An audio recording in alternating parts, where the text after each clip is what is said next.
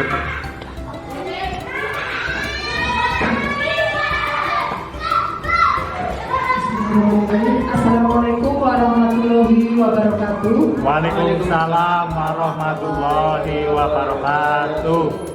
Alhamdulillahirabbil alamin wa bihi nasta'inu ala umuri dunya waddin wa sallallahu ala sayyidina Muhammadin wa ala alihi ashabihi ajmain. Kepada Kepala Sekolah SD Negeri 2 Gondang yang terhormat, kepada Bapak Anton Praloko yang terhormat, dan tidak lupa juga kepada rekan-rekan guru sisawat SD Negeri 2 Gondang yang saya hormati.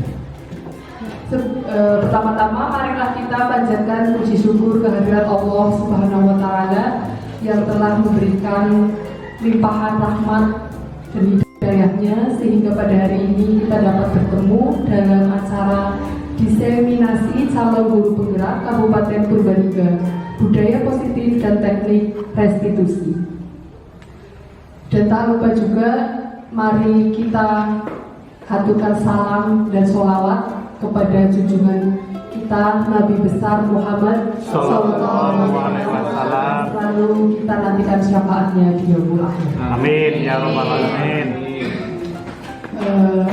Hadirin yang terhormat, sebelum acara kita mulai, perkenankan saya membacakan susunan acara pada pagi hari ini.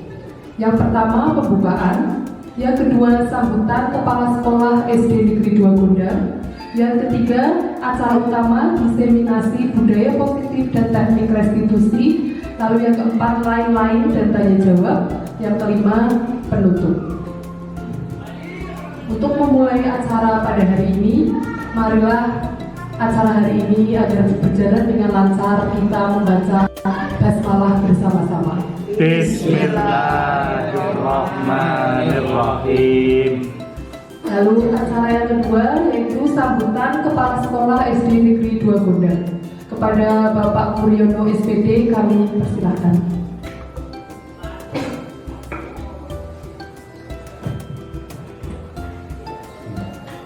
Assalamualaikum warahmatullahi wabarakatuh. Waalaikumsalam warahmatullahi wabarakatuh.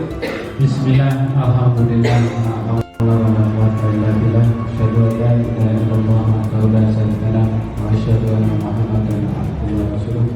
Allahumma shalli ala sayyidina Muhammad wa ala sayyidina Muhammad wa ala. Dan saya muliakan calon guru penggerak dalam program guru penggerak yang saya muliakan Ibu Bapak Guru SD Negeri 2 Gondang dan yang saya banggakan siswa-siswi SD Negeri 2 Gondang. Pertama, mari kita senantiasa memanjatkan rasa syukur kita dari Allah Subhanahu wa taala. Alhamdulillah pada siang hari ini kita masih diberikan nikmat sehingga kita bisa melaksanakan kewajiban kita sebagai warga SD Negeri 2 Gondang. Sholawat serta salam mari kita senantiasa sanjungkan kehadirat junjungan kita, untuk junjungan kita Rasulullah Muhammad Sallallahu Alaihi Wasallam yang telah membawa umatnya ke jalan terang, dan semoga kita tercatat sebagai umatnya yang telah di yaumul akhir mendapat syafaatnya. Amin ya rabbal alamin. Ibu, Bapak, Guru serta siswa-siswi yang saya muliakan, hari ini sesuai dengan jadwal yang dibuat oleh guru penggerak, calon guru penggerak Anton Praloko, adalah diseminasi budaya positif dan teknik restitusi. Kita masih bangga pada salah satu warga kita, Anton Praloko, telah berhasil lolos dalam program guru penggerak di antara beberapa guru yang ikut seleksi, guru penggerak angkatan kelima, angkatan ke-6. Ya, tidak mudah untuk lolos sebenarnya. Ada beberapa kriteria dan kemampuan yang harus dicukupi untuk lolos. Kalau seperti yang kita lihat, alhamdulillah pada angkatan 6 Mas Angkatan Proko lolos. Mudah-mudahan dengan lolosnya beliau ini bisa memberi warna di sekolah kita ke arah yang lebih baik. Amin. Amin. Dan selayaknya ilmu yang beliau terima pada saatnya harus ditularkan kepada kita, sehingga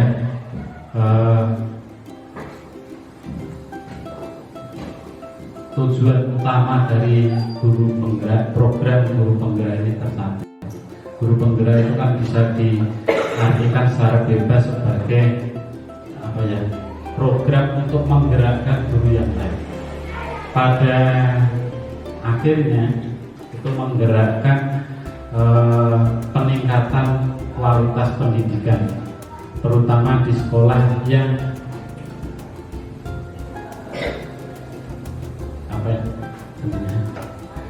yang bersangkutan berada. Nah, pada saatnya nanti kalau semua sekolah-sekolah memiliki guru penggerak, maka secara bersama-sama sekolah itu mengangkat peningkatan kualitas pendidikan di Indonesia. Mudah-mudahan ini harapan besar yang dicanangkan oleh Kementerian Pendidikan pemerintah Republik Indonesia itu bisa terkabul. Amin. Ibu Bapak serta hadirin yang saya muliakan, pada saatnya nanti ikuti kegiatan ini dengan baik, karena kegiatan ini penuh dengan ilmu, sehingga kita bisa mendapatkan ilmu yang Pak Anton peroleh terlebih dahulu ini bisa kita miliki bersama-sama, nanti kita terapkan. Nah, kiranya saya tidak akan mengulas apa itu budaya positif dan apa itu teknik restitusi, karena nanti pada saatnya Pak Anton akan menjelaskan lebih lengkap, lebih jelas, dan apa manfaatnya bagi kita nanti akan diberikan secara jelas oleh Pak Anton. Itu saja yang bisa saya sampaikan. Secara pribadi saya mohon maaf apabila dalam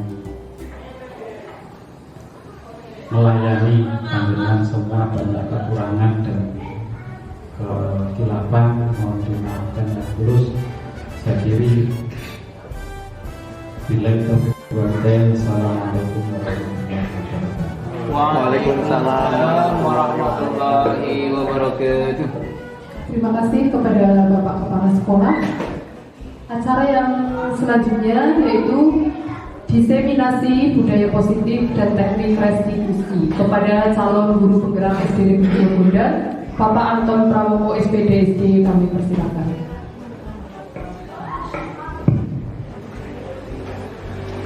Assalamualaikum warahmatullahi wabarakatuh. Waalaikumsalam warahmatullahi wabarakatuh. Yang terhormat Bapak Kepala Sekolah SD Negeri 2 Gundang, Bapak Mulyono SPD. Yang saya hormati Bapak Ibu Guru Rekan Sejawat SD Negeri 2 Gundang, serta anak-anakku sekalian kelas 6 yang saya cintai sekaligus saya banggakan. Yang pertama, marilah senantiasa kita panjatkan puji syukur kehadirat Allah Subhanahu wa Ta'ala yang senantiasa memberikan rahmat, taufik, hidayah, dan inayahnya kepada kita semua, wabil khusus nikmat kesehatan, sehingga pada kesempatan hari ini kita bisa bertatap muka di tempat ini, di ruangan kelas ini, dalam keadaan sehat walafiat tanpa kurang suatu apapun. Sholawat serta salam semoga senantiasa tercurahkan kepada junjungan kita Nabi Muhammad Sallallahu Alaihi Wasallam, Nabi yang senantiasa kita nantikan syafaatnya kelak di yaumil qiyamah. Amin. Allahumma amin. Bapak Ibu hadirin yang saya hormati, sebelumnya saya ucapkan terima kasih sekali atas waktu yang diberikan kepada diri saya untuk menyampaikan diseminasi budaya positif dan teknik restitusi sebagai bagian dari salah satu tugas guru penggerak.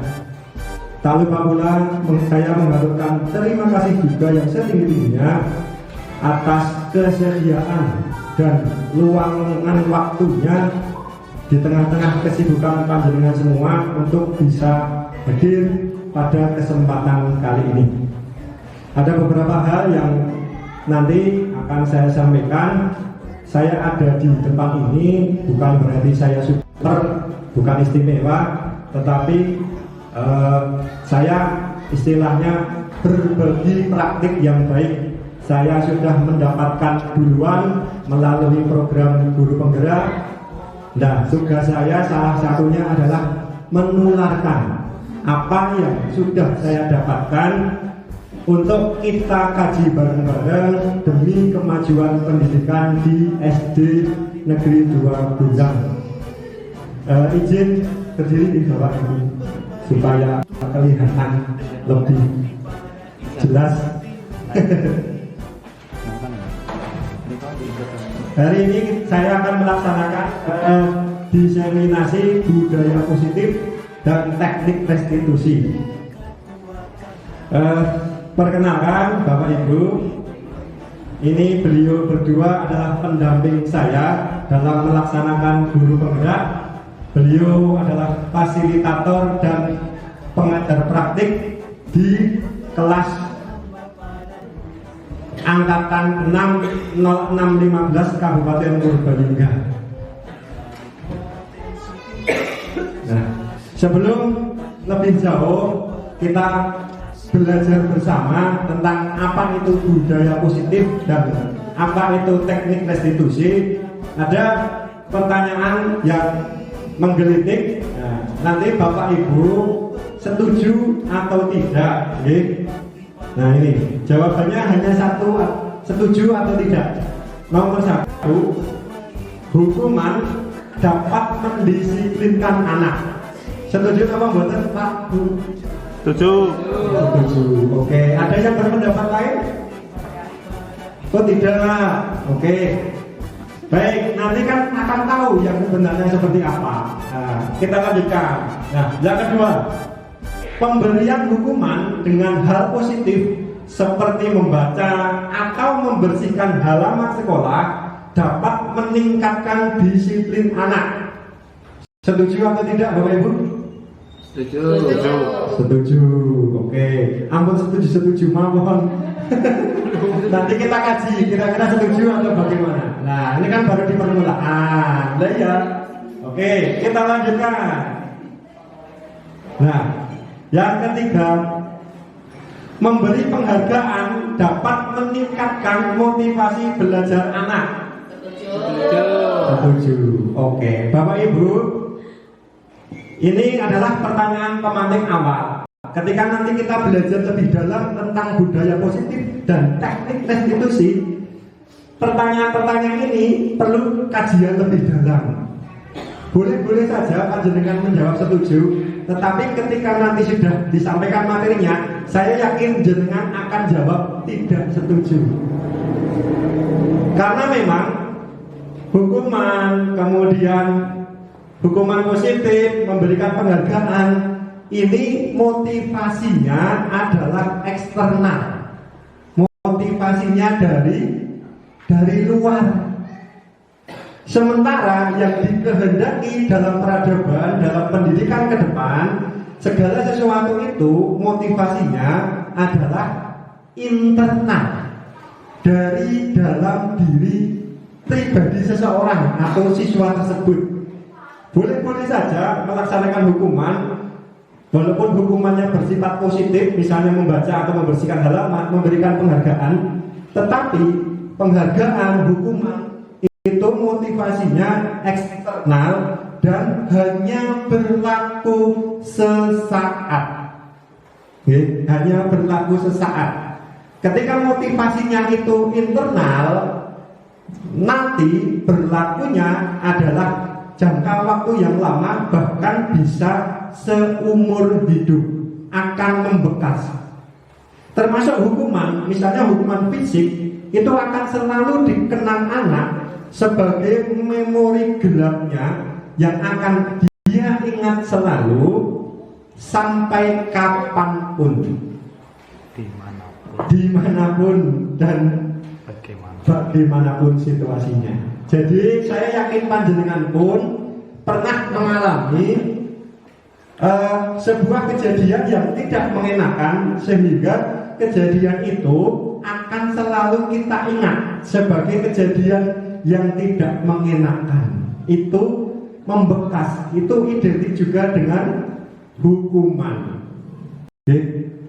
Kita lanjutkan nanti setelah mempelajari ini. Saya yakin pola pikir kita bersama-sama akan berubah dari memberikan hukuman ataupun penghargaan menjadi restitusi berbudaya positif. Nah, Bapak Ibu, yang akan kita lalui hari ini adalah beberapa hal. Di antaranya adalah tentang budaya positif, disiplin positif, dan nilai-nilai kebajikan universal. Kemudian motivasi, hukuman, penghargaan, kemudian keyakinan kelas dan keyakinan sekolah, 5 kebutuhan dasar manusia, 5 posisi kontrol, kemudian teknik restitusi melalui segitiga restitusi. Nah, sekarang kita awali yang namanya budaya positif, disiplin positif. Teori kontrol atau teori pilihan dari Dr. William Glasser menyatakan bahwa Anda atau kita itu tidak bisa mengontrol orang lain. Hanya kita yang bisa mengontrol diri kita sendiri. Kita itu tidak bisa mengontrol orang lain. Berarti orang lain tersebut yang mengontrol dirinya sendiri. Jadi kita tidak bisa dikontrol oleh orang lain. Nah, misalnya Pak Agil sekarang sedang pegang HP. Saya bilang, Pak Lam, HP-nya buat saya. Boleh nggak? Nggak boleh, Pak. Oh, nggak boleh. Nah, berarti kan, ayolah, tolonglah, buat saya, kelas lah. HP saya nggak punya. Gitu. Ya, wah ini viral, Pak. Nah, sekarang pertanyaannya adalah, kontrolnya ada di saya apa ada di Pak Agil? Nah, kontrolnya ada di Pak Agil. Berarti yang bisa mengontrol Pak Agil adalah Pak Agil itu sendiri, bukan saya. Termasuk ketika kita meminta siswa harus begini, tidak bisa, karena siswa tersebut mengontrol dirinya sendiri. Gitu. Ketika siswa tersebut ngalahi manut istilahnya dengan gurunya, berarti dia membuka diri untuk mengikuti kita. Tetapi kontrol sebenarnya tetap ada pada siswa itu sendiri, gitu. Kemudian yang kedua, semua perilaku itu memiliki tujuan. Misalnya Bapak Ibu guru menemukan siswa di kelas, kayak saya saja, ada Mas Zinar yang tidak berangkat sudah sekian purnama, gitu. Pasti mempunyai tujuan tertentu. Nah, ini yang harus saya gali, PR buat saya. Kira-kira motivasi tujuannya itu apa? Kok sampai Mas Zinar itu melakukan hal yang seperti itu? Karena pada dasarnya semua perilaku itu memiliki tujuan. Kita tidak bisa menjudge atau memvonis, oh ini mesti anak bodoh misalnya, oh ini benar. Ternyata tidak diperbolehkan Bapak Ibu. Tetapi harus dicari dulu akar penyebabnya, sehingga nanti itu akan menemukan fakta yang sesungguhnya untuk kita carikan solusi yang terbaik. Kemudian yang ketiga, disiplin positif ini model berpikirnya adalah menang dan menang. Maksudnya dari gurunya juga menang, dari siswanya juga menang. Tidak ada pihak yang merasa terpaksa dirugikan, tetapi saling berkolaborasi untuk menciptakan yang namanya disiplin positif. Kemudian yang keempat, kolaborasi menciptakan pilihan-pilihan baru. Maksudnya dengan bekerja sama, dengan berkolaborasi, baik sejawat bersama guru atau antara guru dengan siswanya, nanti akan menemukan pilihan-pilihan. Oh, setelah karena mereka mempunyai motivasi dan tujuan tersendiri, tujuan tertentu seperti itu. Oke. Sampai di sini guys, seperti itu gitu Pak Ibu.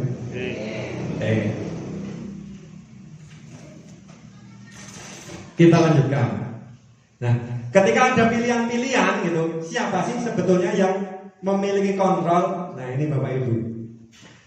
Dalam teori stimulus respon, ketika dibandingkan dengan teori kontrol atau teori pilihan, jadi ketika teori stimulus respon itu kita coba mengubah orang agar berpandangan sama dengan kita.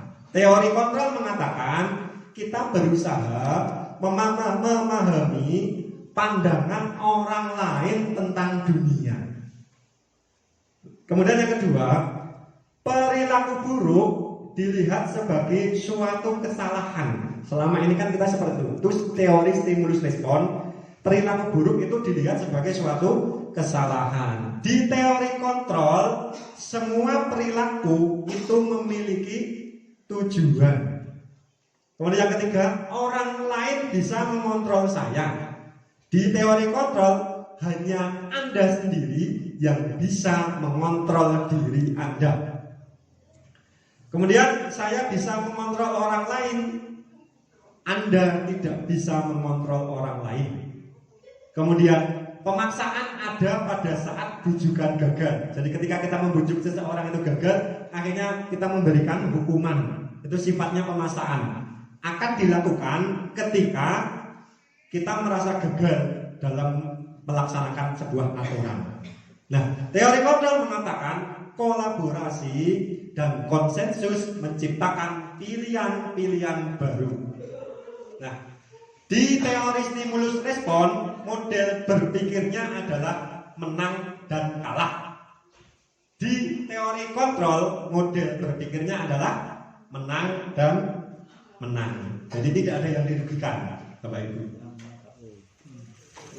Nah, sekarang kita lanjutkan dengan apa itu disiplin. Kita selama ini terjebak dalam istilah disiplin, ya.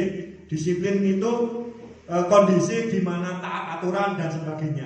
Ternyata perlu sedikit diluruskan lagi pemahamannya. Disiplin itu berasal dari bahasa Latin disiplina, yang artinya belajar. Disiplin itu arti sesungguhnya adalah belajar. Nah, seperti itu. Nah, makna ini biasanya berkonotasi dengan disiplin diri yang dikemukakan oleh murid-murid dari Sokrates dan Plato. Jadi disiplin diri itu membuat orang menggali potensinya menuju sebuah tujuan apa yang dia hargai. Seperti itu. Kemudian di dalam budaya kita, makna disiplin ini telah berubah menjadi sesuatu yang dilakukan seseorang pada orang lain untuk mendapatkan kepatuhan. Pemahaman kita kan selama ini seperti ini. Kecenderungan umumnya adalah menghubungkan kata disiplin dengan ketidaknyamanan, bukan dengan apa yang kita hargai atau pencapaian suatu tujuan yang mulia. Jadi disiplin itu kita belajar untuk menjadi diri kita, bukan kita patuh kepada orang lain. Makna sederhananya seperti itu. Tetapi disiplin itu juga harus dilandasi dengan semangat dan jiwa yang ada dalam diri seseorang tersebut. Ki Hajar Dewantara itu menyampaikan, ketika kita menegakkan disiplin di sekolah, mestinya di rumah itu orang tuanya juga sudah mengajarkan perilaku disiplin itu kepada anak-anaknya. Jadi di sekolah itu sudah mateng, istilahnya seperti itu. Jadi ketika di rumah orang tuanya tidak menegakkan disiplin positif, kita di sekolah sendiri yang menegakkan disiplin positif, itu ya nanti hasilnya ya seperti inilah, istilahnya kan seperti itu. Kita tahu sendiri hasilnya ya seperti yang sedang kita alami ini. Karena memang itu multiple, banyak sekali yang komponen-komponen yang harus berkolaborasi antara sekolah dengan masyarakat dan dengan orang tua sebagai pemegang otorita, istilahnya memiliki banyak waktu dengan putra-putrinya di rumah. Seperti itu nggih makna kata disiplin. Nah, sekarang kita lanjutkan dengan nilai-nilai kebajikan universal. Nah, Bapak Ibu, apa sih nilai-nilai kebajikan universal? Nilai-nilai kebajikan itu adalah sifat-sifat positif pada manusia yang merupakan tujuan mulia yang ingin dicapai oleh setiap individu. Nilai-nilai kebajikan universal itu tidak memperhatikan bahasa, suku, agama maupun latar belakang, karena nilai-nilainya ini disepakati oleh seluruh umat manusia sebagai nilai-nilai yang dijunjung tinggi dimanapun berada. Itu namanya nilai-nilai kebajikan universal. Nah, setiap perilaku atau perbuatan itu memiliki tujuan.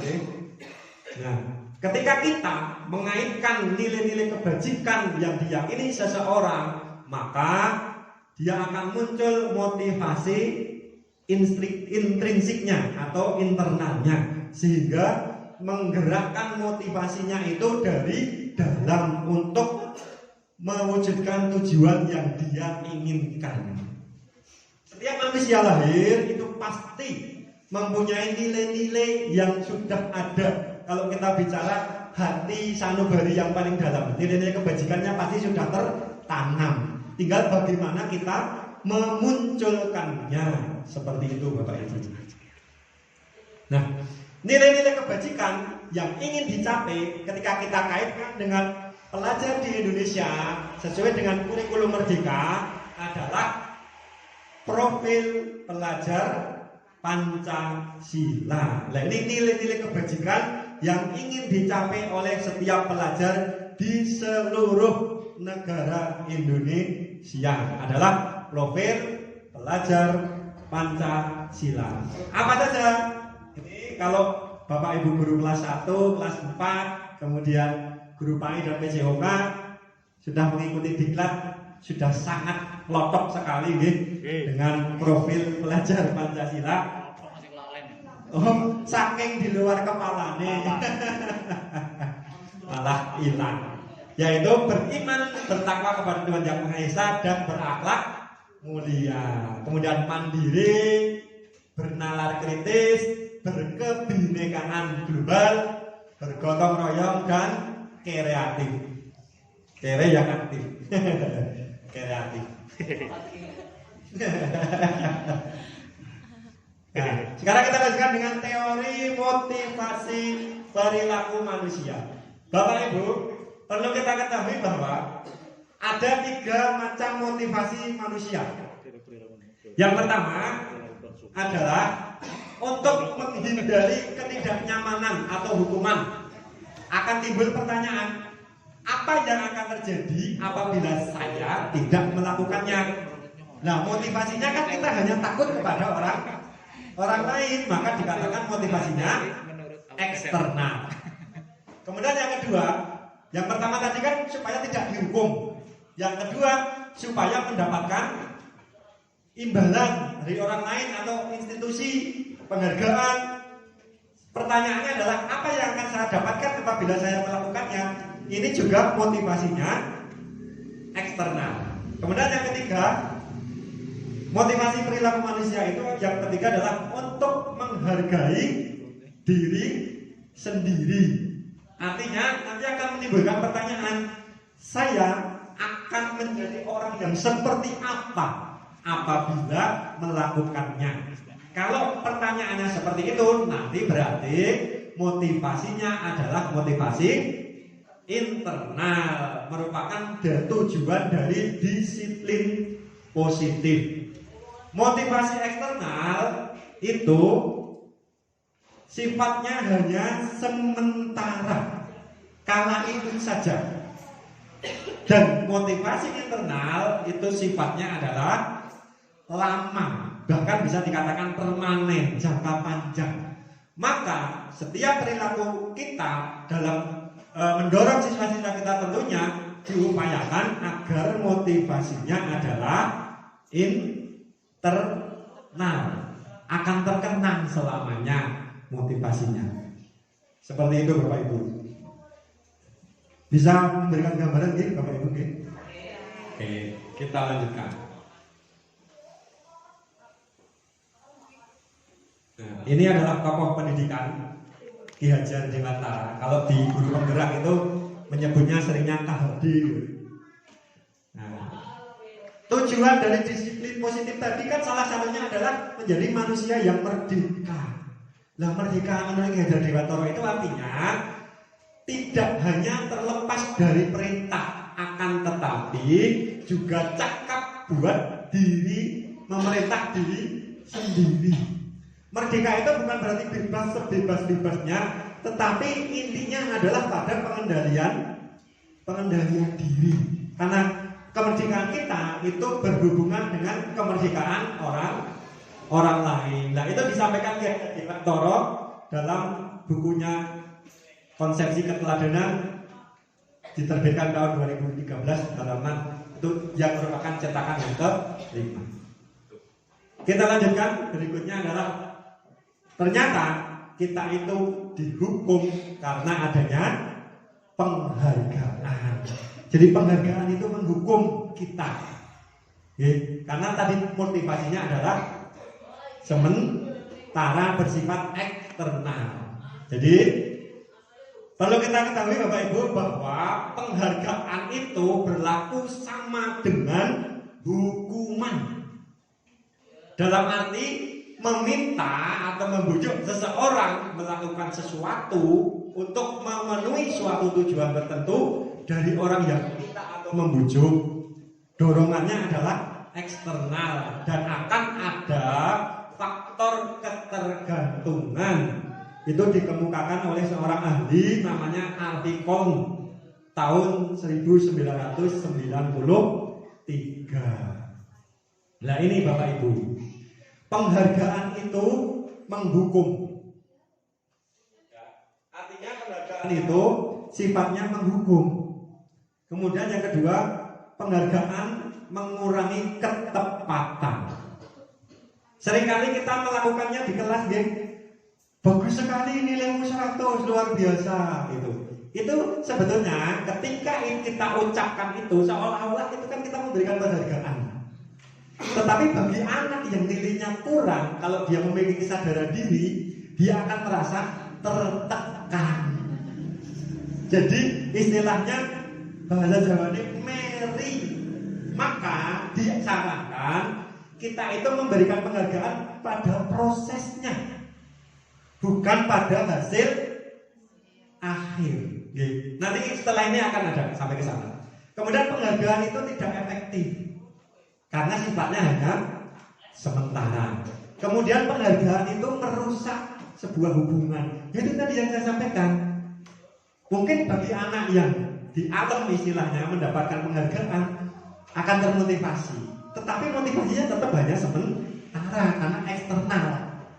Bagi yang tidak mendapatkan penghargaan, ini kan menimbulkan iri istilahnya, menimbulkan sifat-sifat negatif yang ketika dikaji oleh seorang ahli itu nanti dampak penghargaan dan dampak hukuman itu bisa memperparah keadaan. Nah, apa yang harus kita lakukan? Nanti Bapak Ibu, setelah ini kita sampai ke sana. Kita lanjutkan, Setuju Bapak Ibu? Ada pertanyaan? Oke, pertanyaan di pending nanti. Oke, kita lanjutkan dulu. Nah, bentuk-bentuk apresiasi sebagai bagian dari program kebajikan. Nah, ini kita harus ketahui bahwa dalam memberikan apresiasi atau pengakuan atau penghargaan tadi, namanya lebih ke apresiasi, ada beberapa hal yang harus diingat. Ada beberapa hal yang harus diingat. Yang pertama, berikan penghargaan secara khusus. Jadi ketika kita akan memberikan apresiasi khusus kepada anak tersebut, itu kita harus tahu situasi dan kondisi di kelas. Misalnya kita panggil satu-satu, Bu Guru mau menilai ini, gitu. Kan kita bisa komunikasi langsung kepada anak tersebut, ya kan? Nah, ketika kita berkomunikasi dengan anak tersebut, langsung kita sampaikan, kamu pintar, kamu belajarnya bagaimana, seperti itu. Jadi individual, ceritanya seperti itu. Kemudian berikutnya, nah ini pengakuannya adalah secara pribadi. Jangan klasikal Bapak Ibu. Kalau klasikal, semua anaknya mendengar, nanti akan timbul iri tadi. Monggo Ibu, boten sugeng rawuh Ibu, monggo selamat datang. Kula aturi lenggah mawon sambil menunggu teman yang lain. Masih OTW. Terima kasih Ibu Maklan atas kehadirannya. Jauh-jauh dari Krete sudah sampai Gundang. Sudah separuh 3/4 jalan, Bu. Monggo kita lanjutkan Berikutnya, beri pengakuan kepada semua murid secara bergantian, Bapak Ibu. Artinya, walaupun murid kita istilahnya yang paling down di kelas pun, dia punya keyakinan, dia sudah berusaha semaksimal mungkin, sehingga kita hargai upayanya.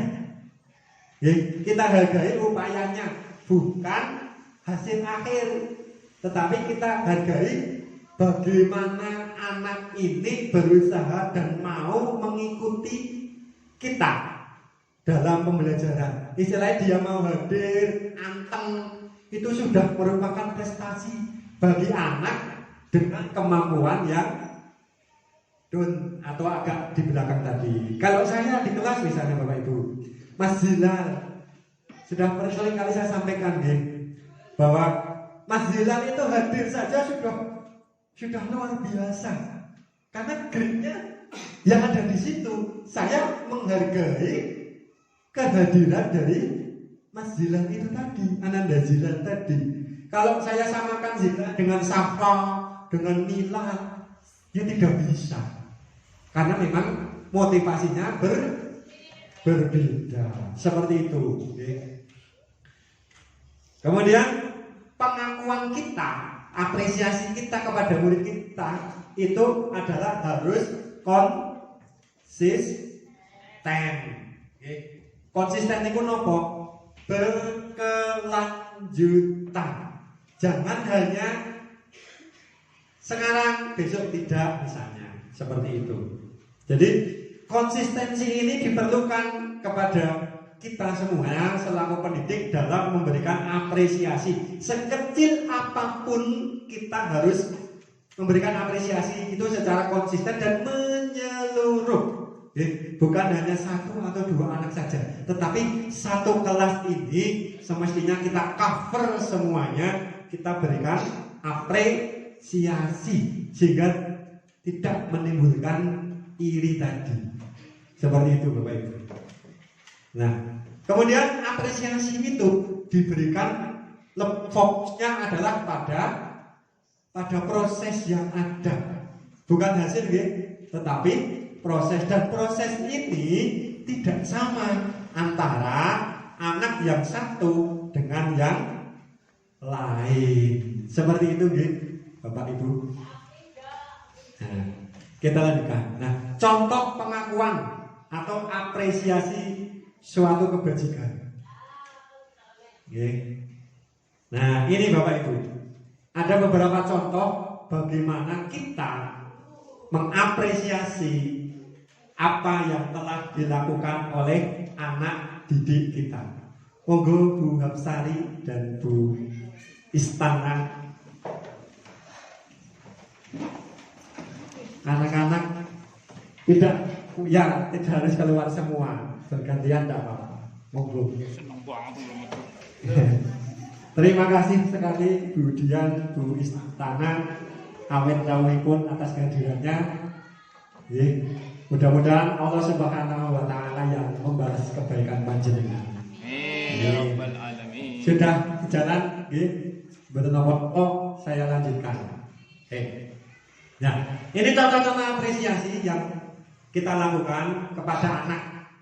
Apresiasi fokusnya pada proses, bukan pada hasil. Kemarin saya perhatikan, rasa empatimu besar sekali pada saat menolong murid baru di kelas kita. Detail, jelas apa yang akan kita apresiasi. Seperti itu. Kemudian yang berikutnya, contoh berikutnya adalah saya menghargai kepedulianmu pada saat kamu membantu teman-temanmu di dalam kelompokmu. Itu. Kemudian terima kasih untuk rasa tanggung jawabmu pada saat kamu memungut kertas-kertas atau sampah yang berserakan di lantai. Itu kita berikan apresiasi Bapak Ibu. Dan apresiasinya seperti ini, fokus pada proses seperti itu. Kemudian kita lanjutkan. Kembali lagi ke sebentar. Tadi sudah ke apresiasi. Nah, kita lanjutkan. Sekarang kita di dalam keseharian kita, pasti melaksanakan apa yang namanya hukuman atau sanksi, apa yang namanya konsekuensi. Ketika ada tindakan guru seperti itu, Bapak Ibu, kira-kira itu termasuk hukuman atau termasuk konsekuensi? Coba kita analisa dari yang paling atas. Saya nanti minta pendapat Bapak Ibu. Pak Agil, nomor 1 Pak, mencatat 100 kali di dalam buku kalimat saya tidak akan terlambat lagi ketika anak mengalami terlambat sekolah. Itu hukuman atau konsekuensi? Bisa jadi hukuman ketika memang di awal tidak ada kesepakatan. Jadi konsekuensi kalau memang di awal sudah kesepakatan. Kalau sudah kesepakatan di awal, misalkan ada peraturan kalau ada yang terlambat, berarti menulis atau mencatat nanti kesepakatan tadi di awal ini. Kalau memang di awal ada kesepakatan, berarti konsekuensi karena dia melanggar.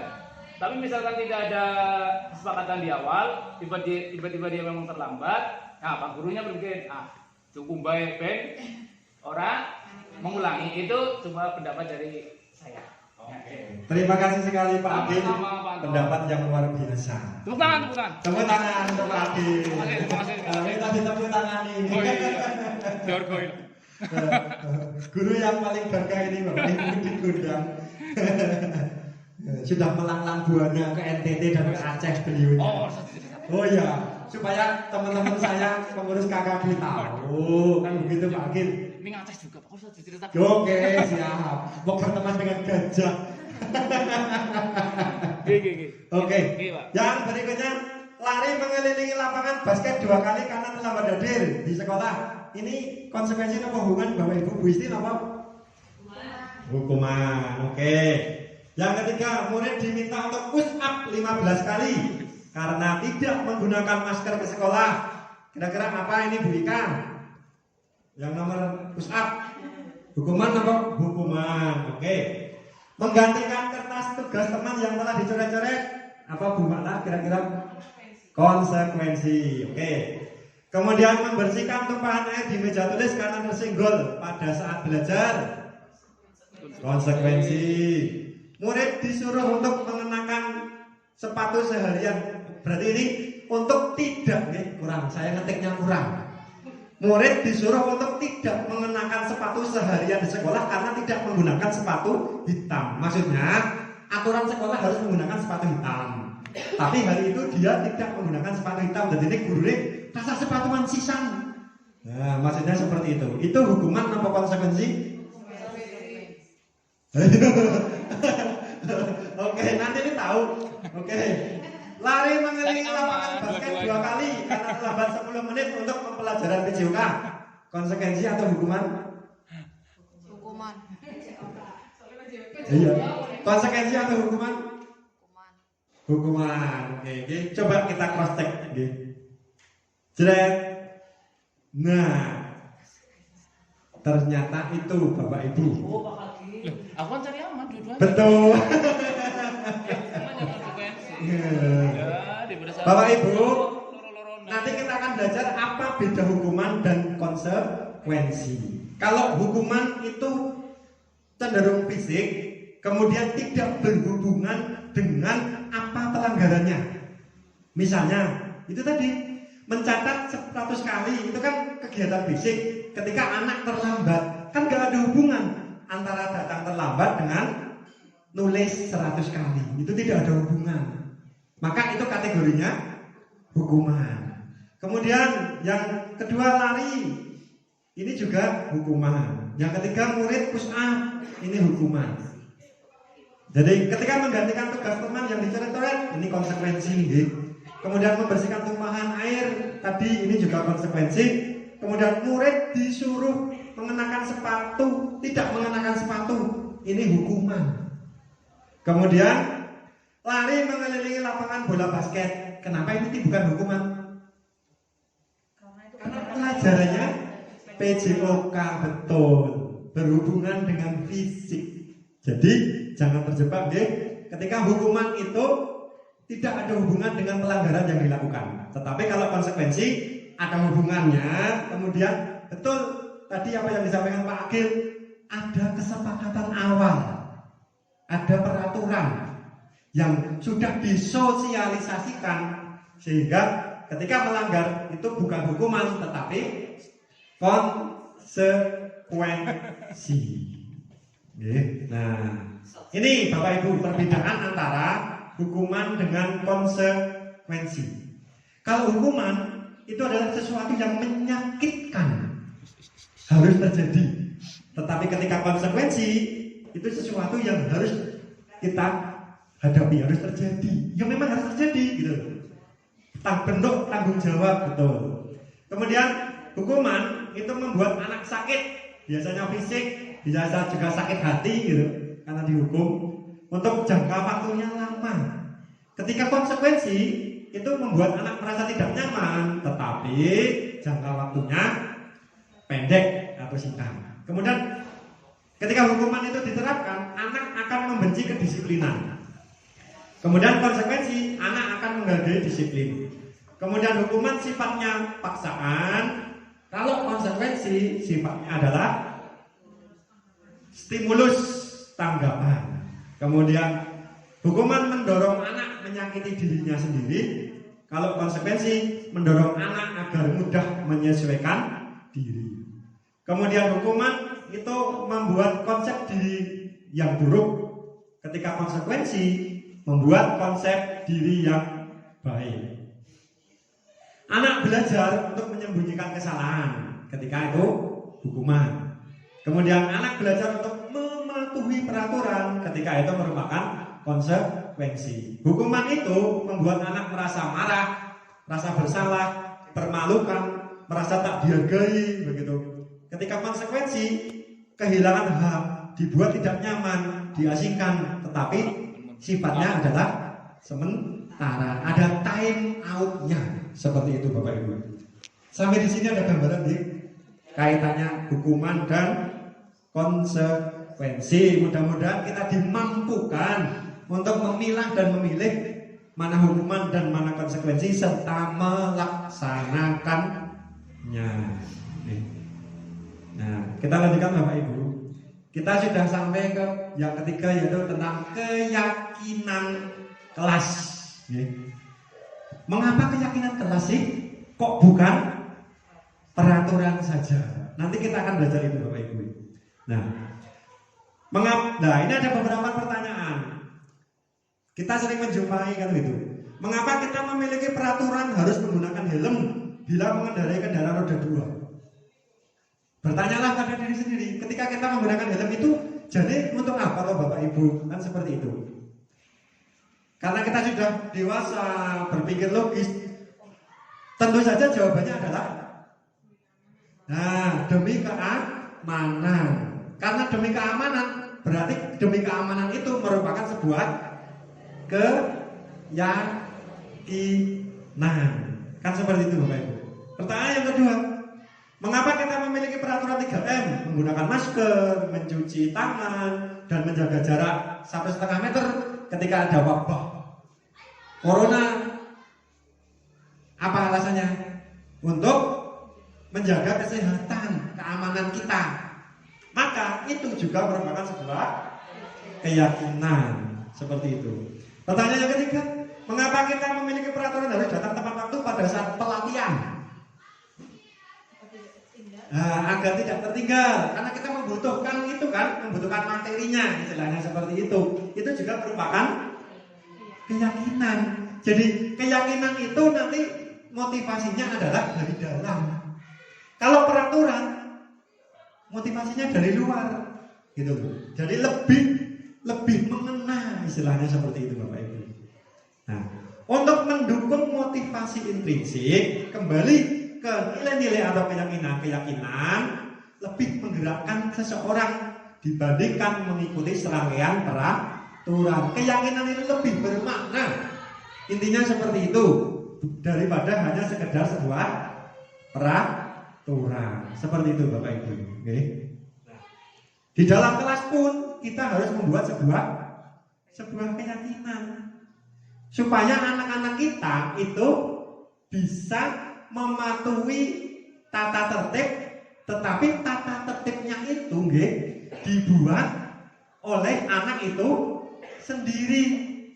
Ketika peraturan atau tata tertibnya itu dibuat oleh anak itu sendiri, maka insya Allah motivasinya adalah motivasi internal.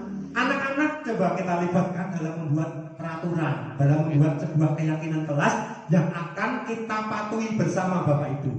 Nanti ketika anak-anak ini dilibatkan, saya sudah mencobanya Bapak Ibu. Anak-anak ini antusias sekali. Bagaimana cara membuat keyakinan kelas yang dituangkan nanti menjadi sebuah peraturan yang ditaati oleh bersama-sama? Motivasinya kan ketika aturannya itu dibuat bareng, kan begitu otomatis anak kan merasa terpanggil. Ini aturan saya, mau tidak mau dia harus ikuti aturannya. Dia seneng gitu loh, karena dilibatkan dalam membuat sebuah aturan. Nah, bagaimana caranya Bapak Ibu? Nah, kita satu persatu kita kupas. Cara membuat keyakinan kelas yang pertama adalah mempersilahkan murid di kelas untuk bercurah pendapat tentang peraturan yang perlu disepakati. Kemarin saya mempraktekkannya Bapak Ibu. Anak-anak itu tak kasih kertas sticky note warna-warni itu seperti itu yang di sana. Anak-anak coba, kamu situ ingin kelas kita seperti apa toh? Satu-satu anak menuangkan. Tuh Pak, 3 boleh? Boleh. 5 boleh? Boleh. Pokoknya apa yang kamu inginkan dari dirimu dan teman-temanmu di kelas, coba ditulis di kertas. Nah, anak-anak antusias Bapak Ibu. Setelah itu, nah, dicatat nanti dalam plano atau ditempelkan seperti itu, sehingga semua siswa dapat melihatnya. Itu punya saya, itu punya saya. Mereka bangga. Mereka seperti hakim gitu istilahnya, mengusulkan aturan yang untuk ditaati oleh dirinya juga dan juga ditaati oleh teman-temannya di kelas. Itu namanya keyakinan kelas Bapak Ibu. Nah, setelah itu menyusun keyakinan kelas sesuai prosedur. Hindari kalimat negatif. Misalnya Bapak Ibu, siswa saya di situ di keyakinan kesepakatan kelas itu dia menuliskan begini: mengumpulkan tugas tidak boleh terlambat. Nah, Itu kan kalimat bagus, tetapi nadanya nada negatif. Nah, nanti itu kita cover dalam sebuah payung besar, nah ini tinjau kembali daftar curah pendapat, jadikan satu payung yang maknanya hampir sama. Tidak boleh mengumpulkan tugas telat, tidak boleh mencontek misalnya, tidak boleh membenci temannya. Itu kita cover jadikan satu payung, misalnya bertanggung jawab. Nah, ketika anak memiliki rasa tanggung jawab, berarti mengumpulkan tugasnya mestinya tepat waktu, kemudian tidak boleh mencontek, itu juga bagian dari tanggung jawab pada saat ulangan misalnya. Itu seperti itu Pak Ibu. Jadi dari kesepakatan kelas yang sudah dicurahkan anak-anak tadi, kita cover, kita jadikan satu atau dua. Keyakinan kelas itu idealnya kalau kelas tinggi 5 sampai 7. Supaya apa? Mudah diingat Bapak Ibu. Nah, jumlah keyakinan kelas itu tidak boleh terlalu banyak. Ketika sudah dari sana Bapak Ibu, saya coverkan ke sini. Ini loh keyakinan kelas saya. Hanya ada 7 macam keyakinan kelas. Kemudian ditandatangani oleh seluruh siswa, beserta wali kelas atau gurunya.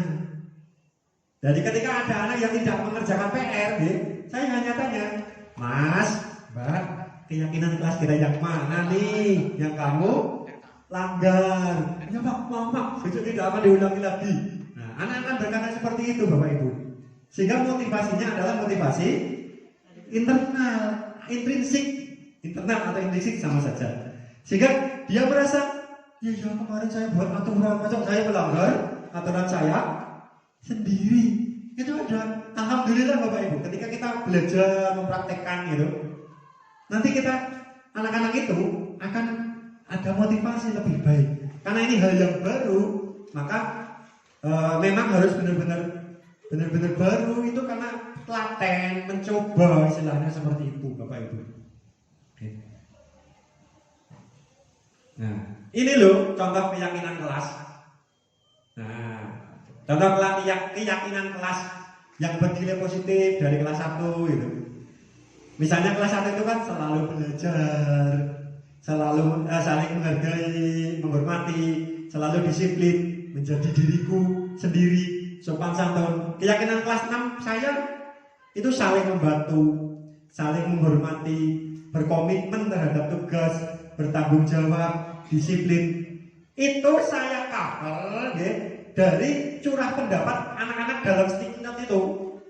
Oh ini sama, oh ini masuknya ke tanggung jawab anak-anak, ini masuknya komitmen terhadap tugas, ini masuknya disiplin.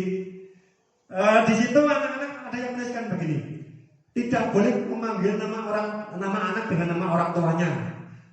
Ya, nah itu berarti payung hukum, payung nilainya apa? Payung keyakinan kelasnya. Oh saling menghormati seperti itu. Karena ada sering kan anak-anak kita memanggil namanya menggunakan nama orang tua, Samidi, karena bapaknya namanya Samidi gitu.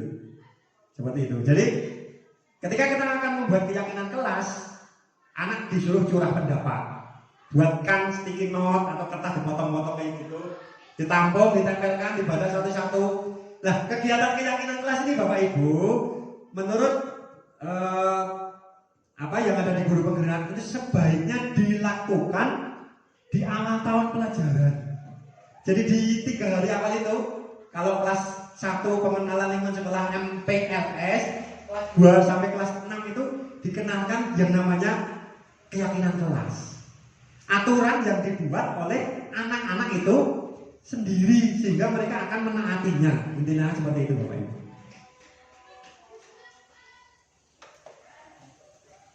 Oke, break sebentar lagi Bapak Ibu. Tinggal sedikit nanti kita lanjutkan. Cek. Oke Bapak Ibu, kita sampai dengan pembuatan keyakinan kelas. Jadi di cross check anak-anak curah pendapat melalui ini sticky note ditempelkan seperti ini anak-anak kan bangga sekali karena aturan dia yang buat. Nanti kita cross check, Satu-satu kan banyak ini tulisannya. Dijadikan yang hampir sama, dijadikan satu, dinilai kebajikan universal. Contohnya ini tadi tanggung jawab, misalnya tadi mengumpulkan tugas, tidak boleh mengumpulkan tugas lewat batas misalnya. Anak-anak ada yang nulis kayak gitu.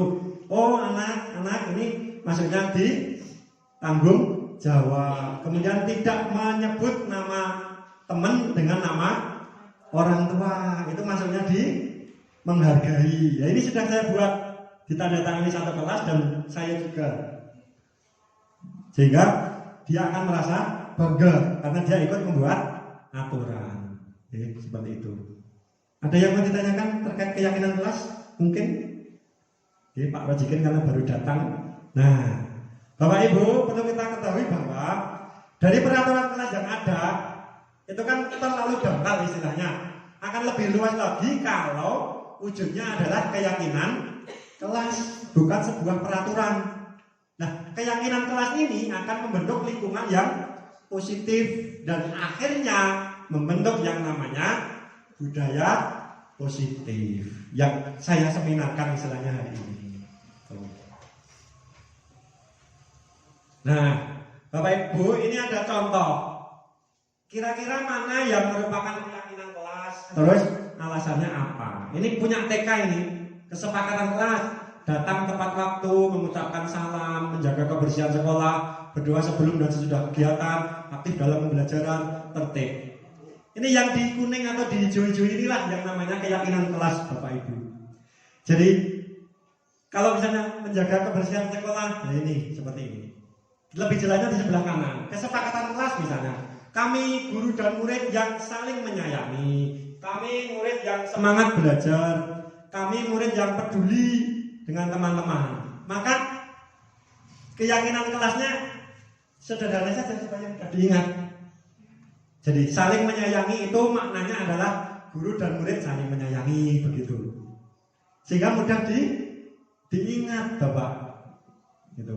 Jadi ini kita kenalkan ke anak seyogianya di awal tahun pelajaran pada saat MOS. Kalau sekarang namanya MPLS. Kita buat selama 6 bulan ke depan seperti apa. Nanti misalnya sudah 6 bulan ada yang perlu direvisi, boleh saja.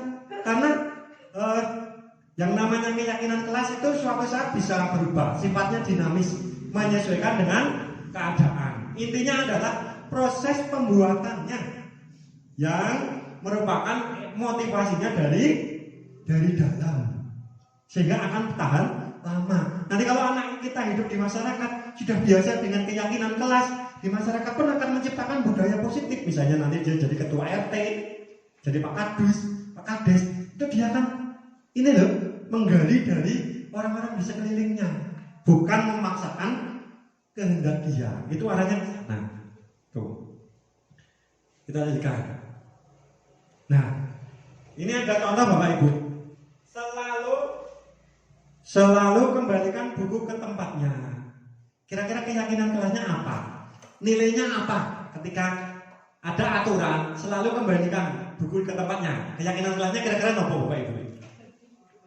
Tertib, oke, boleh. Apalagi misalnya disiplin, bisa. Oke. Kemudian yang kedua, dilarang mengganggu orang lain. Keyakinan kelasnya apa? Saling menghormati, saling menyayangi. Boleh lah, oke. Hadir di sekolah 15 menit sebelum pembelajaran dimulai.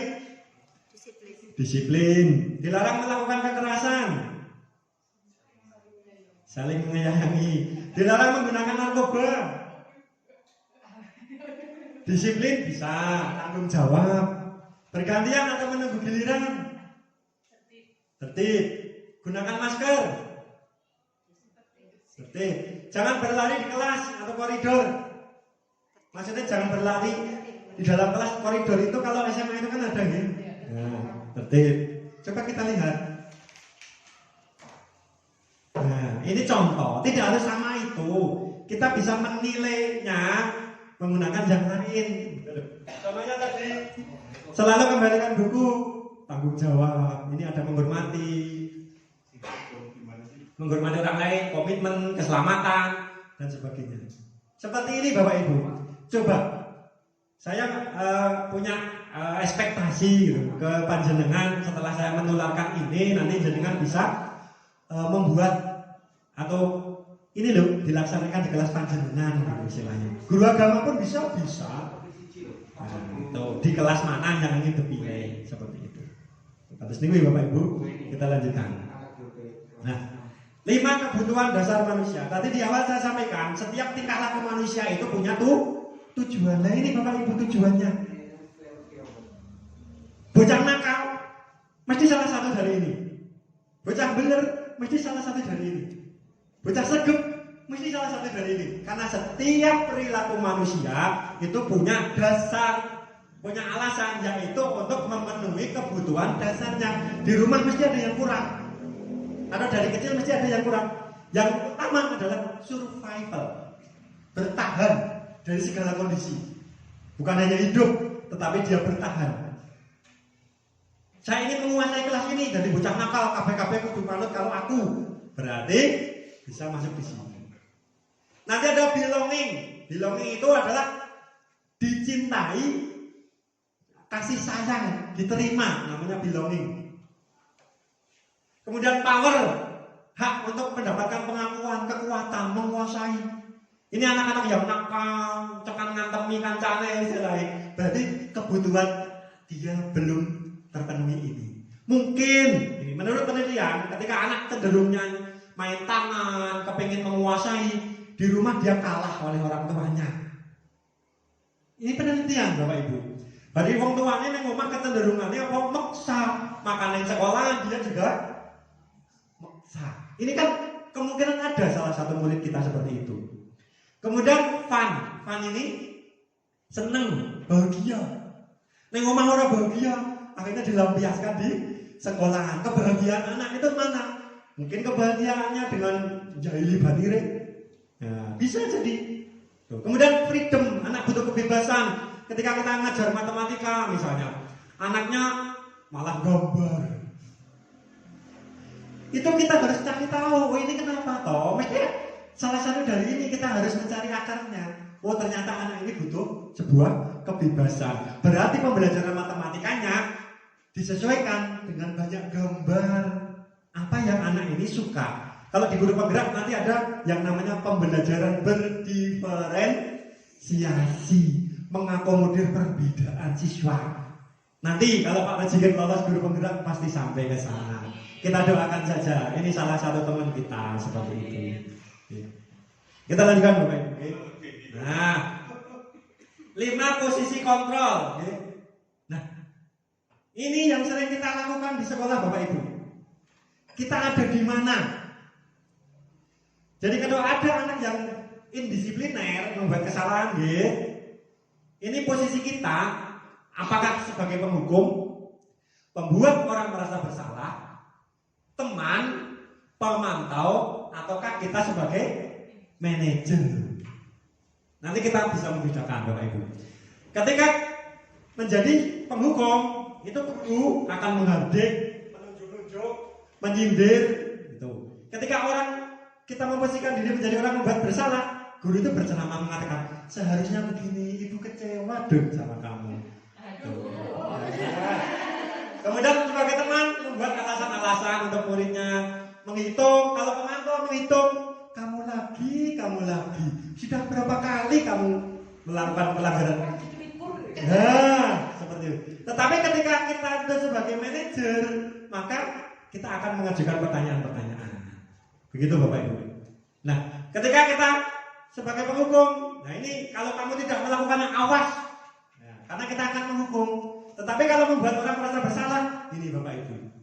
Nah ini nanti bisa dibaca, saya bisa share nanti, saya pertontonkan, saya perlihatkan posisi-posisi kita.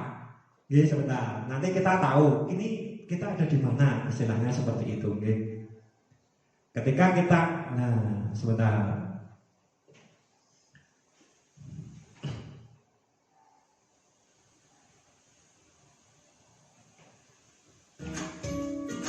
Nah, monggo kita telah ambil Bapak Ibu. Belum ke sana. Sebentar. Dalam penerapan di tes ya.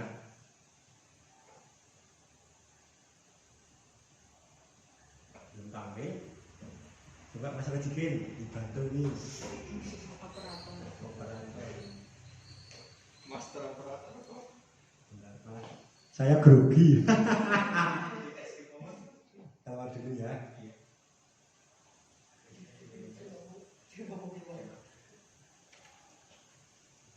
Ini kan di minimize dulu, kan sudah. Bisa ya.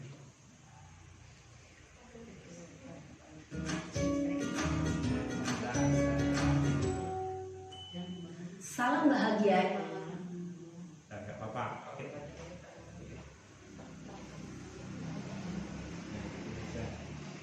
Nanti kembali lagi enggak apa-apa. Oke. Nah, ini Bapak Ibu, kita sambil refleksi, G. Selama ini kita ada di nomor berapa? Ini suaranya tiba-tiba hilang. Yang dikembangkan adalah 5 posisi kontrol. 5 posisi kontrol dalam restitusi adalah proses perjalanan seorang pendidik agar dapat mengenali dirinya. Pada video kali ini, kita akan membahas tentang 5 posisi kontrol yang dikembangkan. Kira-kira Bapak Ibu di posisi yang mana? Istilahnya seperti itu. Monggo. Nanti sambil kita refleksi, G. 5 posisi kontrol itu adalah 1. Langsung ke videonya saja, G. Ini kan. Yang terlambat. Nah, ini ketika kita menjadi seorang penghukum. Naren, sini kamu. Siapa? Kamu terlambat. Kamu deh pasti terlambat. Maaf Bu, saya Apa coba? Alasan kamu apa lagi? Kapan sih kamu tidak terlambat? Kamu nanya, Bu Guru Malas sekali ya kamu jadi anak. Saya Dasar pemalas. Gak kapok-kapok sih kamu. Ini kalau kita sebagai penghukum. Kamu keliling lapangan basket 2 kali. kenapa saya harus keliling lapangan basket Bu? Kenapa? Kamu melawan ibu. Berani-beraninya jawab. Sudah terlambat, masih berani jawab pula. Sekarang, keliling lapangan basket 5 kali sekalian. Biar kapok. Cepat. Pergi sana ke lapangan basket. Nah, ini Ibu, Pak. Jadi ketika kita itu menghukum, itu menahan dik, menunjuk-nunjuk, berkaca pinggang, membentak, muridnya akan kemutan terus tuh. Kamu diumai Pak Agil misalnya, tapi Pak Agil kan baik hati dan tidak sombong, suka menabung juga. Oh, sombong. Oke. Kau tahu? Punya lapangan basket. Untung ya. Untung. Nah, ini coba. Mana ini? 4 lagi. Nanti. Nah, ini ketika kita memposisikan diri sebagai pembuat merasa bersalah. Kamu kenapa terlambat lagi, Nak? Ya Tuhan, Naren. Kamu senang ya bikin ibu susah ya? Kata-katanya kan beda yang dari yang awal tadi. Yang ditegur bapak kepala sekolah, Nak. Disangka ibu tidak bisa membina kamu. Duh, gimana ini? Maaf Bu. Duh, Gusti Maaf, Bu. Naren. Kamu suka ya kalau ibu ditegur bapak kepala sekolah? Terus, sekarang ibu harus tulis apa ini di buku absen? Ini kamu sudah sering terlambat loh. Ini harus apa coba? Maaf Bu. Memposisikan anak biar bersalah gitu. Intinya seperti itu. Ibu tidak akan kuat lagi kalau kamu begini terus. Bisa jantungan kalau ibu ditegur bapak kepala sekolah. Sana cepat ke kelas. Maaf ya Bu. Maaf sekali. Nah, pernahkah kita memposisikan diri sebagai ibu itu? Ya, berarti kita sedang, intinya kan jangan sampai kita menjadi seorang yang penghukum, minimal itu. Suaranya lembut kalau membuat merasa bersalah itu. Dan tidak membahagiakan orang lain. Ketika guru mengambil posisi pembuat rasa bersalah, Ini murid merasa bersalah. hati tersebut di dalam dirinya. Nah, ini posisi teman. Ini kalau kita sebagai teman anak itu gurunya bilang apa? Gimana ya?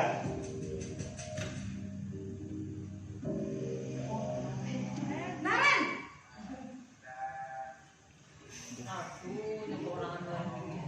Selamat pagi Bu. wah, sudah jam berapa ini, Nan? Terlambat lagi ya, sayang. Iya Bu. Habis ibu saya belum membangunkan saya Bu. Kamu malah menyalahkan ibu kamu. Kamu bukannya anak yang larinya paling kencang. Kok terlambat sih? Iya Bu. Saya memang terlambat bangun tadi. Jadi meskipun saya kencang tetap nggak kencang Bu. Ya sudah sana. Nanti lain kali larinya lebih kencang lagi ya. Biar gak terlambat lagi. Bikin seneng ibu. Demi ibu. Bisa kan? Bisa lah Bu. Ya sudah sana ke sekolah. Ibu beresin urusan absen kamu. Kamu ini ada-ada saja. Anaknya senang tapi gitu tadi. Dalam posisi teman, boleh berbicara Atau posisi keluarga Guru bersinar gurau untuk menjaga suasana tetap santai. Murid akan merasa senang, aman, dan akrab dengan guru. Identitas yang tercipta adalah identitas sukses atau berhasil.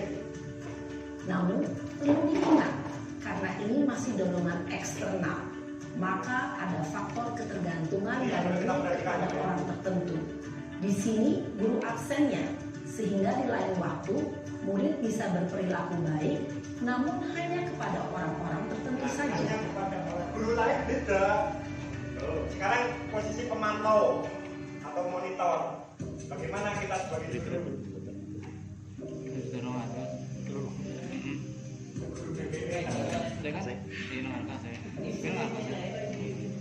Naren,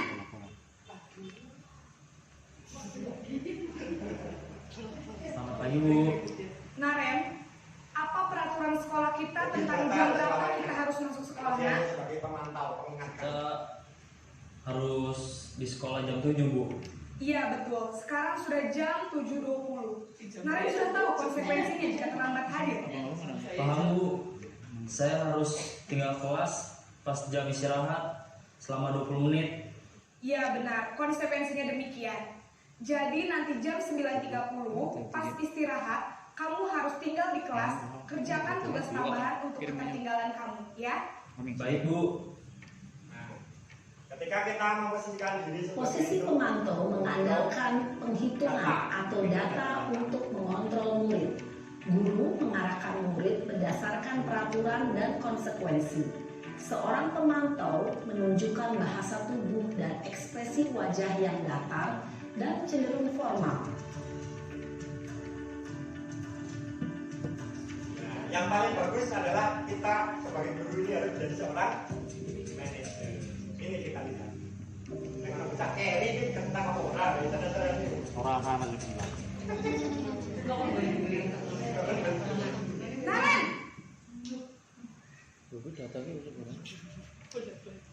Motivasinya ini menarik. Selamat pagi Naren. Maaf Bu, saya terlambat. Iya, sekolah masuknya jam 7, sekarang sudah jam 7.20.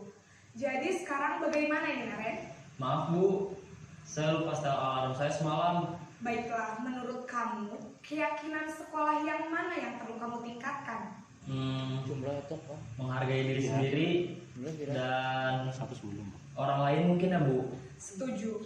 Jadi, apakah Naren meyakini prinsip saling menghormati tersebut? Iya Bu, saya meyakininya. Apakah Naren bersedia memperbaiki masalah keterlambatan ini? Bersedia Bu. Bagaimana kamu akan perbaiki masalah keterlambatan ini? Saya akan coba untuk tidak lupa menyetel alarm saya Bu.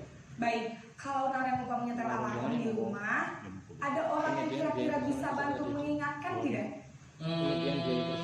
Ada Bu, kakak saya, Kak Emma. Ada lagi selain Kak Emma?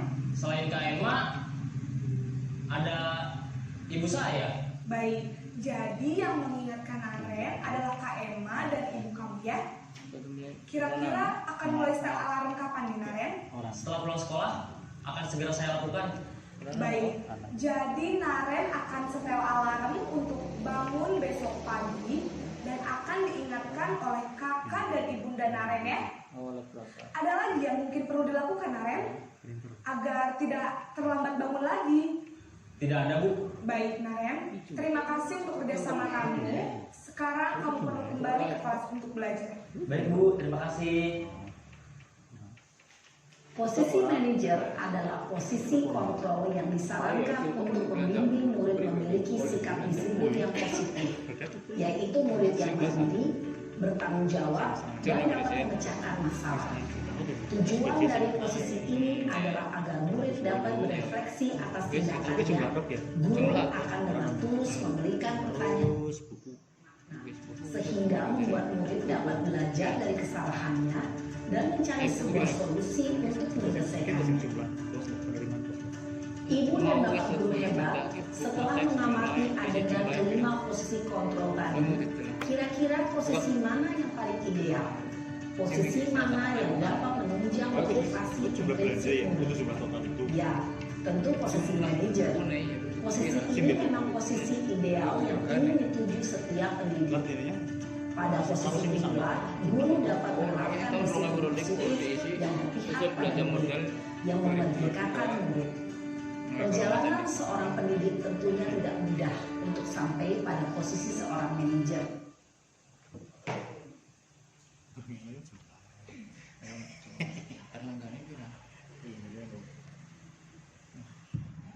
Kita lanjutkan gitu Bapak Ibu. Jadi ketika kita berbicara masalah 5 posisi kontrol, tadi sudah kita saksikan bagaimana posisi kita sebagai seorang guru sebaiknya dalam menangani anak-anak kita, anak siswa-siswa kita.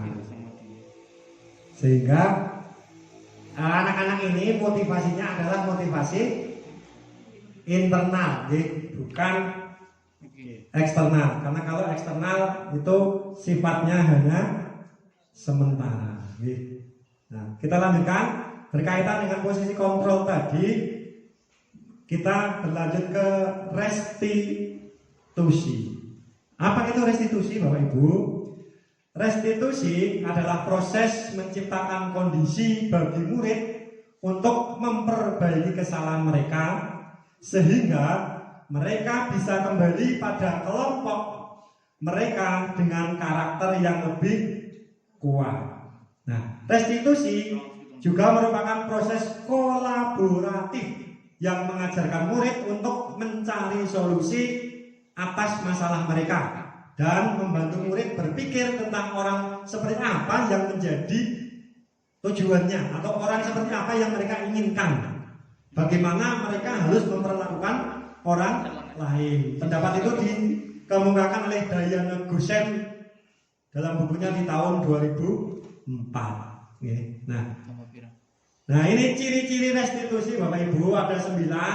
Yang pertama, restitusi itu bukan untuk menebus kesalahan, tetapi untuk belajar dari kesalahan. Yang kedua, memperbaiki hubungan. Yang ketiga, restitusi adalah merupakan tawaran, bukan paksaan. Kemudian yang keempat, restitusi menuntun untuk melihat ke dalam diri. Kemudian restitusi mencari kebutuhan dasar yang tadi, 5 kebutuhan dasar tadi yang mana yang belum terpenuhi. Kemudian restitusi diri adalah cara yang paling baik. Yang ketujuh, restitusi fokus pada karakternya, bukan tindakan. Kemudian 8, restitusi fokus pada solusi. Dan yang ke-9 adalah restitusi mengembalikan murid yang salah pada kelompoknya. Nah, dalam restitusi kita mengenal yang namanya segitiga restitusi. Apa itu Bapak Ibu? Kita pelajari. Nah, ini yang namanya segitiga restitusi Bapak Ibu. Bagian bawah paling dasar ini kegiatan namanya menstabilkan identitas. Bagian sisi yang naik ini sebelah kiri namanya validasi tindakan yang salah. Kemudian yang di kanan namanya menanyakan keyakinan. Di kegiatan validasi tindakan yang salah ada beberapa contohnya, misalnya adakah cara yang lebih efektif untuk mendapatkan apa yang kamu butuhkan.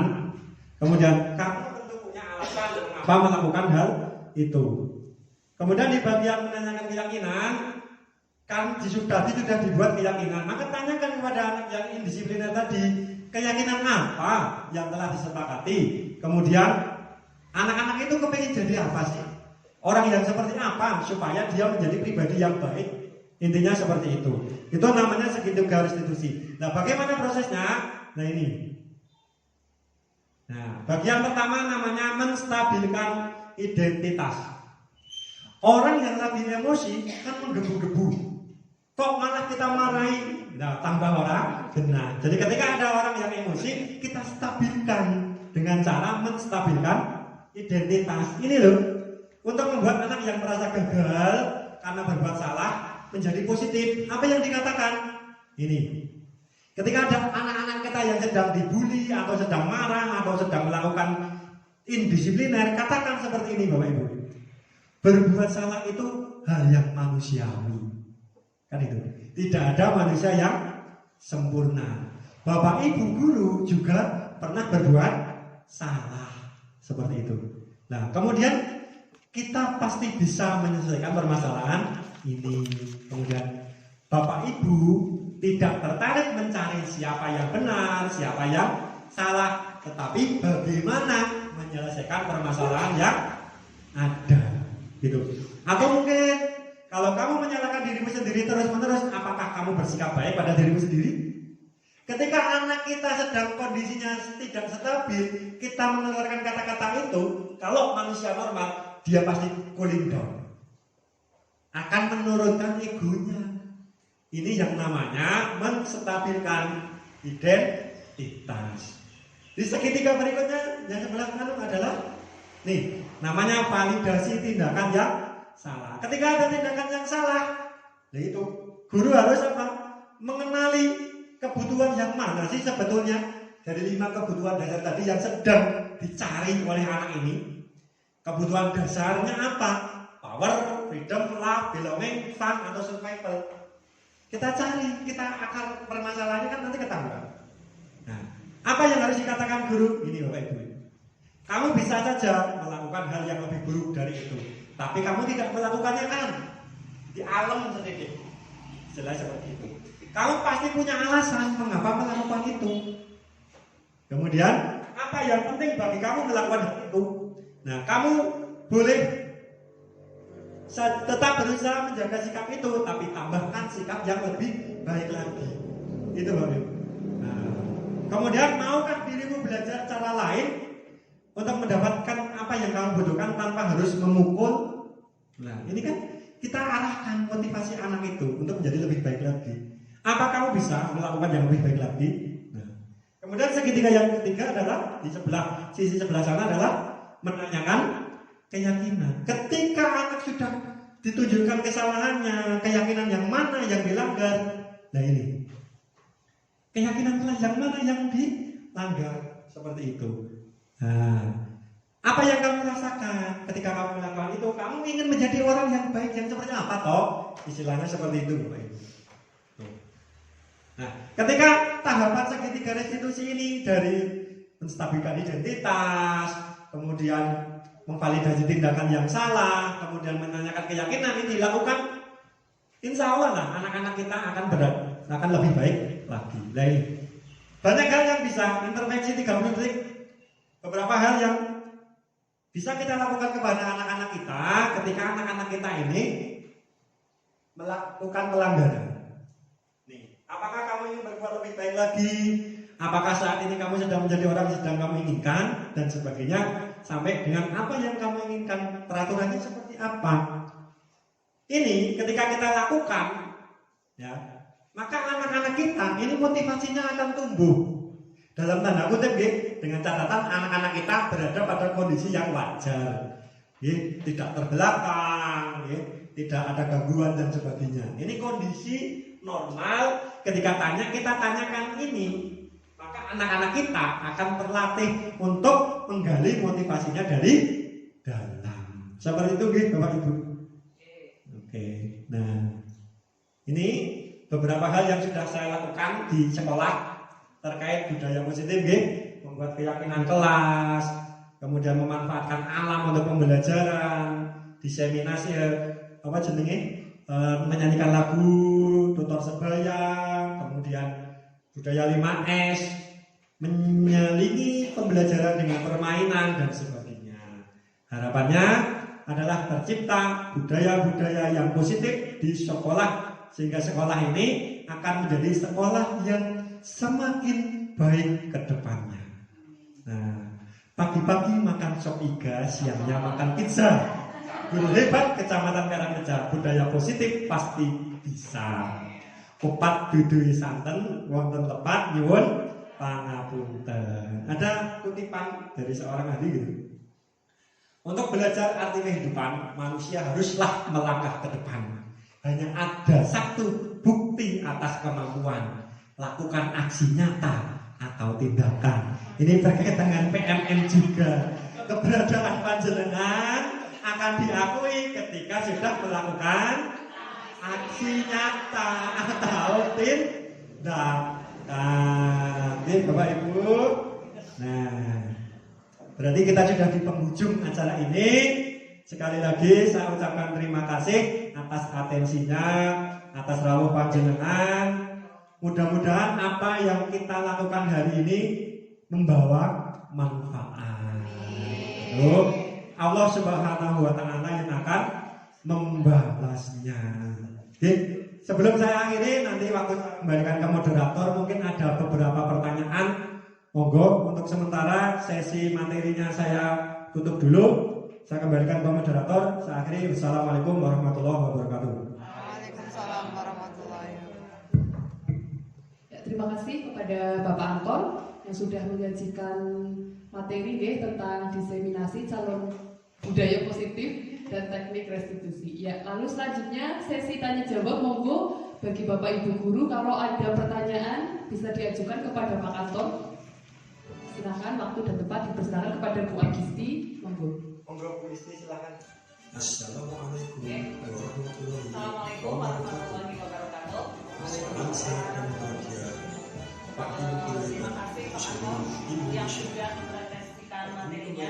Tadi yang sudah dipresentasikan itu ada materi yang berhubungan dengan 5 posisi kontrol, Nah, di situ dijelaskan bahwa kita sebagai guru itu idealnya itu kita memposisikan diri sebagai manajer. Nah, tapi pada kenyataan di lapangan itu kan kadang banyak hal yang mempengaruhi kita tidak sebagai manajer. Nah, yang saya tanyakan itu boleh apa tidak kita sebagai guru itu menurunkan grade sebagai seorang pemantau atau teman. Dan mohon untuk dijelaskan Pak Anton seperti apa.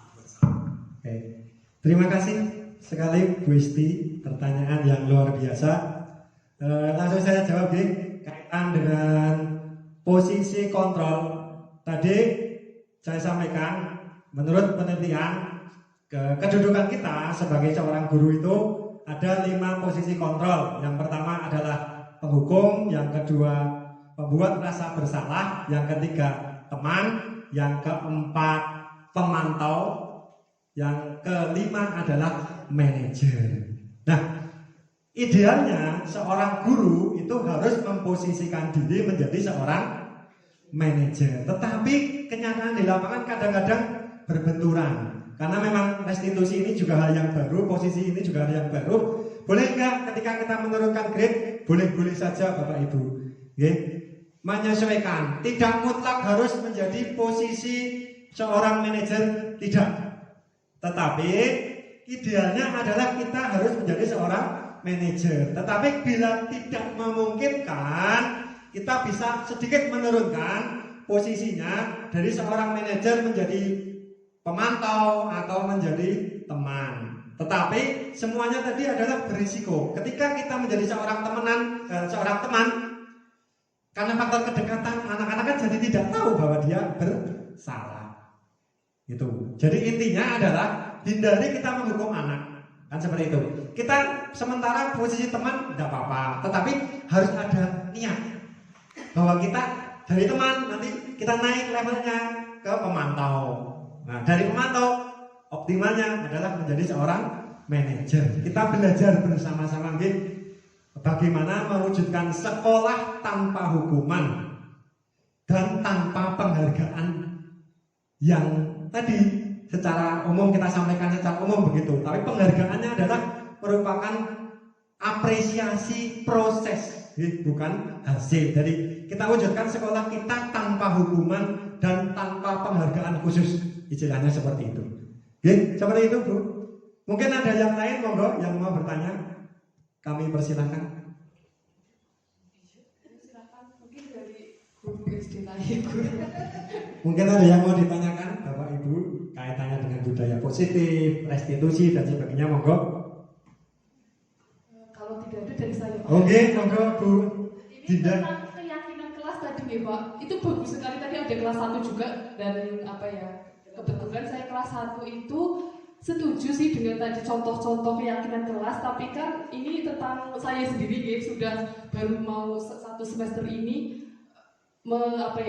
mengajar di kelas 1 itu, menurut saya tentang yang kata-kata kayak apa, payung yang tadi jadi payung itu, yang kayak tertib, bertanggung jawab itu, menurut saya kalau di kelas 1 itu memang harus seperti itu kata-katanya, atau bisa yang dari anaknya, Pak. Soalnya menurut saya untuk kelas 1 sendiri itu kayak lebih yang kata-katanya itu benar yang harus spesifik. Soalnya anak kelas 1 kan pemikirannya belum yang luas gitu, jadi kalau misal bertanggung jawab gitu kan banyak hal, jadi dia mungkin nggak tahu kalau harus mengerjakan tugas itu tentang bertanggung jawab seperti itu.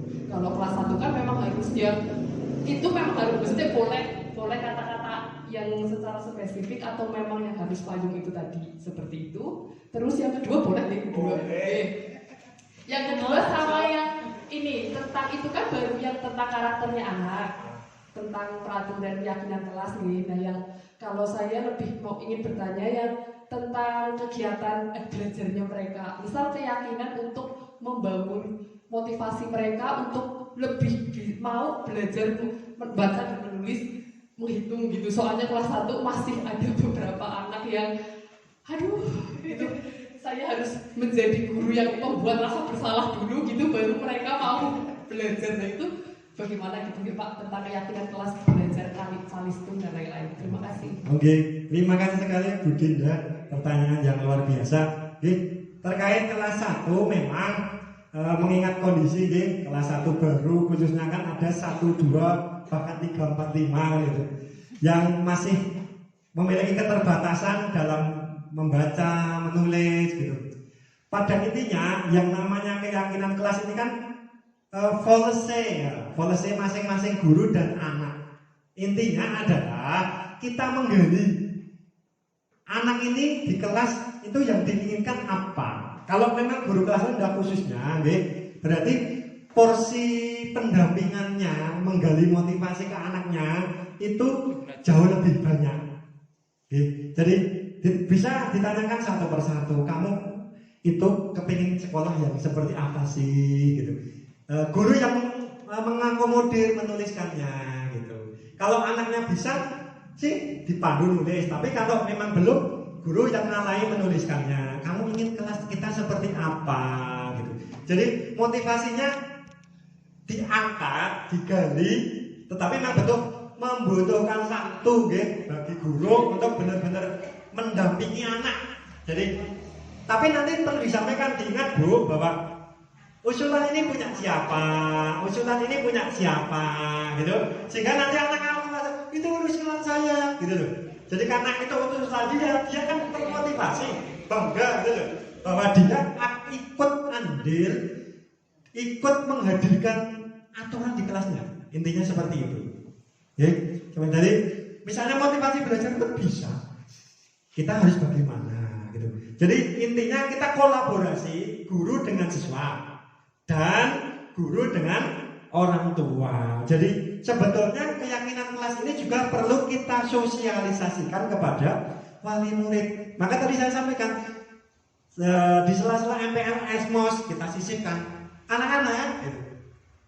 Saya ingin kelas 1 ini baik, menurut kamu kelas 1 ini harus seperti apa gitu. Nanti digali ya Bu, satu-satu. Kalau belum mampu tulis, ibu gurunya ngalahin tulis. Ditulis di kertas aspuro seperti itu yang besar-besar kan gitu. Nah, payung hukumnya juga tidak harus itu, tidak nilai-nilai kebajikan yang anak-anak itu ngerti gitu loh Bu. Sing tanggung jawab. Misalnya di sini bahasa Jawa, no problem menurut saya. Nyong kudu makan gasik, berarti makan gasik misalnya. Boleh saja Bu, karena kita fokusnya di proses, gitu. Fokusnya di proses bukan hasil. Seperti itu, gitu. Ada yang mau ditanyakan lagi? Sudah cukup, gitu? Kalau sudah cukup, sesi tanya jawab saya akhiri, saya kembalikan ke Ibu moderator. Setelah ini nuwun sewu, mohon sesi foto bareng, 1, 2, 3 kali. Setelah itu untuk dilanjutkan lagi lah ya.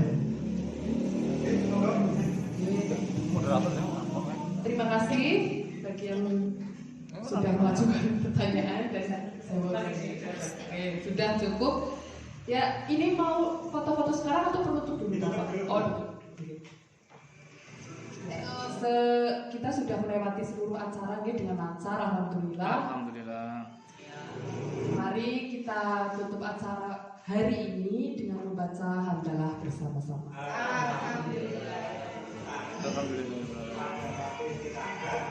Sebagai MC, jika ada kesalahan tutur kata agar tidak laku,